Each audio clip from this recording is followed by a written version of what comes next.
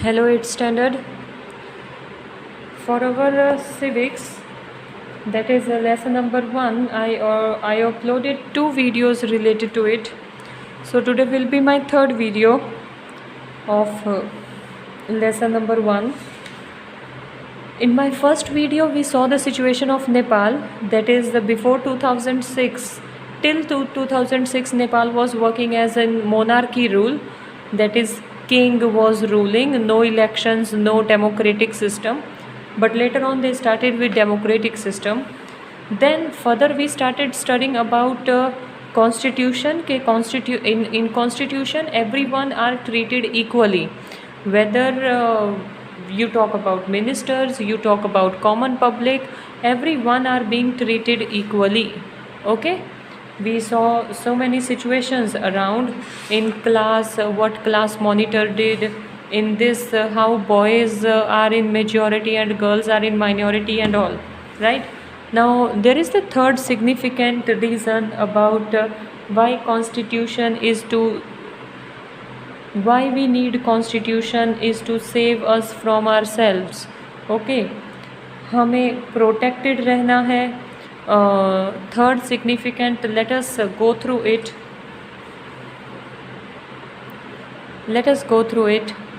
That is, this may sound strange, but what is meant by this is that we might at time feel strongly about an issue that might go against our larger interest, and the constitution help us guard against this.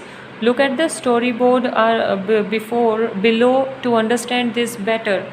See the line, we need constitution is to save us from ourselves. हमें अपने आप से ही बचने के लिए ही भी constitution चाहिए, लेकिन वो कैसे है? Let us see this dialog boxes. Shabnam is in a fix, she has a decision to make. I have 2 chapters left to revise for tomorrow's test, but it's time for my favorite TV program. I am dying to watch it, but if I do that, I won't have time to finish my revision. So now Shabnam is very much confused. TV on hai, parents are watching TV, and Shabnam is very much confused that I have 2 chapters still to revise, but I am dying to watch my favorite show. Shabnam, why are you looking so worried? I want to watch this TV program, but I have a test tomorrow. If you all watch TV, I will also want to watch. I have an idea. What if no one watches TV tonight? Then I may not be tempted. तो mom ने शबनम को पूछा कि क्यों इतना worried क्यों दिखाई दे रही है. तब फिर शबनम ने अपनी मॉम को बोला कि ये जो आप सीरियल देख रहे हो ये मुझे भी देखना है, इट इज़ माई फेवरेट, लेकिन I have to study as my 2 lessons are left to revise. So I have one idea, if you people will also not watch TV, then I will not feel so eagerness to watch TV. Okay, so it's good thing I did not watch TV. There are so many questions from the last 2 chapters. तो कहीं ना कहीं उनके parents मान जाते हैं and they put off TV on that night. They didn't watch any serial and Shabnam studied a lot. And जब उन्होंने स्टडी किया तो शबनम फेल्ट हैप्पी, क्योंकि जो 2 लेसन रिवीजन के लिए बाकी थे उन दोनों लेसन्स में क्वेश्चंस बहुत थे जिनको रेफ़र करना इम्पॉर्टेंट था. Okay, now what is the situation कि कई बार हमें अपने चॉइसेस से भी बचना पड़ता है. Similarly, the Constitution helps us to protect us against certain decisions that we might take that could have an adverse effect on the larger principles that the country believes in. For example, it is possible that many people who live in the democracy might come to strongly feel that party politics has become an acrimonious, that we need a strong dictator to set this right.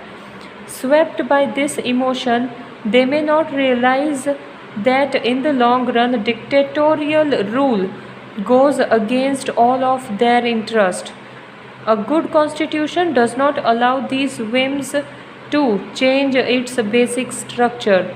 It does not allow for the easy overthrow of provisions that guarantees rights of citizens and protect their freedom. सी एक simple है, like यहाँ पर Shabnam was alone and Shabnam के parents are 2 members, right.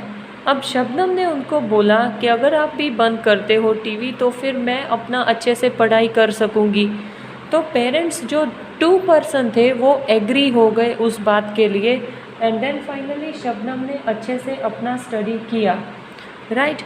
अब constitution में ये होता है कई बार गवर्नमेंट को स्ट्रॉन्ग डिसीजन लेने पड़ते हैं। अब वो स्ट्रॉन्ग डिसीजन कई बार लोग उसके साथ सहमत नहीं होते, people are not agree with that, but government take those decisions, okay, and many people come strongly in front of government to protest. उनको मतलब गवर्नमेंट को नीचा दिखाने के लिए कई लोग उनके सामने आकर खड़े हो जाते हैं कि आपका ये डिसीजन गलत है। But as time goes on, धीरे धीरे फिर उनको पता चलता है कि नहीं, ये डिसीजन गलत नहीं था, this was the correct decision, okay.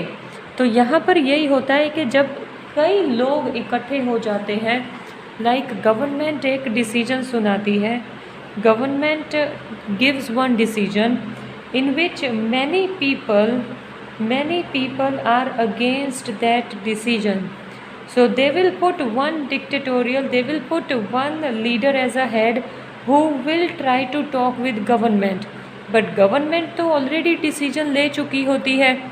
अब वो डिसीजन इतने सारे लोगों के लिए अच्छा नहीं होता, but according to time they people also calm down and they people also got settled with that decision, understood?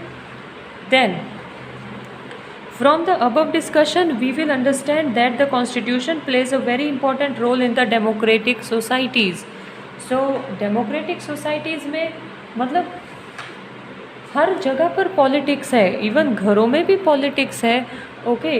किस तरह से डील करना अपने रिलेटिव्स के साथ, सबके साथ, हर एक चीज़ में पॉलिटिक्स दिखता ही है। Now let us try to understand the way in which the above points get translated into certain ideals and rules by studying from key features of the Indian Constitution. Okay, अब see यहाँ पर कुछ examples हैं और constitutive rules हैं, okay, this is the table format. According to Constitution you have to fill this, okay. Suresh, the class monitor, wrongly picks out Anil's his classmate, तो उसने गलत किया है, right? तो उसके साथ उसका मतलब अकॉर्डिंग टू रूल क्या होना चाहिए? According to rule teacher should listen both the sides, teacher should not listen only to monitor, teacher even should give chance to Anil also to speak. But हमने देखा डायलॉग्स में टीचर ने chance ही नहीं दिया था उनको बोलने के लिए, तो teacher was knowing one side picture, another side picture teacher let go, okay. इसकी वजह से प्रॉब्लम हुआ, राइट। तो इसी तरह से अनदर डायलॉग्स जो है वो बास्केटबॉल और क्रिकेट का एंड वॉचिंग फेवरेट टीवी का, उसके बारे में भी ये लाइंस हैं, for which what can be done that you have to write here, okay, you can work it on your own now the Indian constitution की features. See, by the beginning of the 20th century, the Indian national movement had been active in the struggle for independence from British rule for several decades. मतलब 20th century जब चालू हुई, 20th century कब चालू हुई? 1900 to 2000 में 20th century है, okay. 1900 से जब ईयर शुरू हुआ तो नेशनल मूवमेंट तो ऑलरेडी स्टार्ट थी, अंग्रेज़ों से फ्रीडम पाने की ट्राई तो ऑलरेडी स्टार्ट थी। During the freedom struggle the nationalist had devoted a great deal of time to imagining and planning what a free India would be like. Under the British they had been forced to obey rules that they had had very little role in making. See, जब British India में rule कर रहे थे तो Britishers had told them to follow rules and regulations whether Indians were agree to follow और no, okay. भले India agree थे या नहीं, लेकिन इंडियंस को फॉलो करने पड़े थे, but that created so much problem. So national party ने फाइनली एक ऐसा सिस्टम बनाने की कोशिश की जिसमें सभी लोग सहमत हों, and then finally they started making with constitution. The long experience of authoritarian rule under the colonial state convinced Indians that free India should be a democracy in which everyone should be treated equally and be allowed to participate in government. What remained to be done then was to work out the way in which the democratic government would be set up in India and the rules that would determine its functioning. See, colonial rule था, मतलब Britishers अलग अलग areas में अलग अलग rule regulations, मतलब से like suppose if there are 10 areas of if India is divided into different areas, तो हर एक एरियाज़ में अगर अलग अलग ब्रिटिशर अपॉइंट होगा तो अलग अलग ब्रिटिशर जो है वो अपने रूल्स उस एरिया में रखेगा। Okay, everyone will be having their own rules. Okay, मतलब ऑल ओवर इंडिया में अलग अलग रूल्स आ गए। Okay, that is colonial rule we can speak. Okay, colonial rule हम बोल सकते हैं उसको।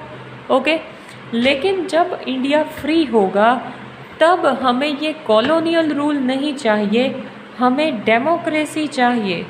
और डेमोक्रेसी चाहिए मतलब हमें ऐसे रूल्स एंड रेगुलेशंस चाहिए जिसमें सभी इंडिया के एरियाज़ सहमत हो। Okay, all these areas of India should be agree with those rules. तो काफ़ी डिस्कशन के बाद फाइनली एक ऐसा सिस्टम बनाने की शुरुआत की गई जिसमें कॉन्स्टिट्यूशन बनाना शुरू किया गया। This was done not by one person but by the group of 300 people who became the member of Constituent Assembly in 1946 and who met periodically for the next 3 years to write Indian Constitution. See, अब ऐसा नहीं था कि अगर हमें rules and regulations बनाने हैं, okay, if we want to make rules and regulations then we will like, हमें ये पता है कि हमारे कॉन्स्टिट्यूशन का like father of Indian constitution is we can tell doctor Ambedkar, right? Doctor Ambedkar is a father of Indian constitution, but doctor Ambedkar was not alone. ऐसा नहीं है कि वो अलोन थे, उनकी गाइडेंस में 300 लीडर्स थे। ओके, लीडर्स बोल लीजिए या फिर एक्सपर्ट्स बोल लीजिए, जो एक्सपीरियंस्ड पीपल थे, एक्सपीरियंस्ड पीपल थे 300 पीपल।